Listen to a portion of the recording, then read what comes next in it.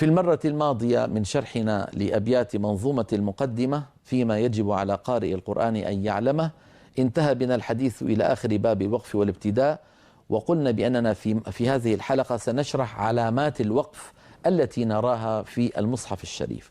أيها الإخوة، قلت في الحلقة الماضية إن إمامنا الجزري رحمه الله قسم الوقف الاختياري إلى 3 درجات: تام وكاف وحسن. هذا الوقف الجائز الاختياري الجائز تام ثم كاف ثم حسن، وشرحتها بالتفصيل، وغير جائز وهو الوقف القبيح وشرحته أيضا بالتفصيل. لكن لو فتحنا المصحف الآن لا نجد هذا الكلام، نجد علامات مثل قلة، صلة، ميم، جيم، لا، علامة وقف التعانق 3 نقاط و3 نقاط. فما علاقة هذه العلامات بما ذكره إمامنا الجزري؟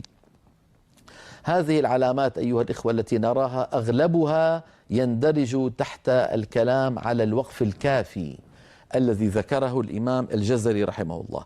وأذكركم بأن الوقف الكافي هو الوقف على كلمة قرآنية بينها وبين ما بعدها تعلق معنوي لا لفظي. تعلق معنوي لا لفظي، فهذا التعلق المعنوي قد يكون ضعيفا فيكتبون، أو ليس ضعيفا يعني معتدلا فيكتبون جيم، يعني إن شئت قف وإن شئت صل. وقد يكون التعلق بين المعنوي بين الكلمتين تعلقا قويا فيكتبون صلة، يعني يجوز الوقف والوصل أولى. وإن كان التعلق ضعيفا يكتبون قلة، يعني يجوز الوصل والوقف أولى. فهذه العلامات سنراها الآن على اللوحات مع التمثيل لكل منها بمثال من القرآن العظيم. وأذكر فأقول إن هذه العلامات كلها تندرج تحت الوقف الكافي.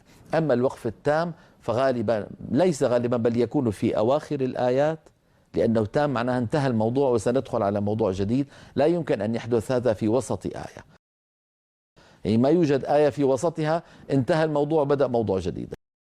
هذا يكون غالبا، ليس غالبا بل دائما، في أواخر الآية. أواخر الآية تكون الأوقاف التامة، الوقف التام الذي سماه الجزري التام.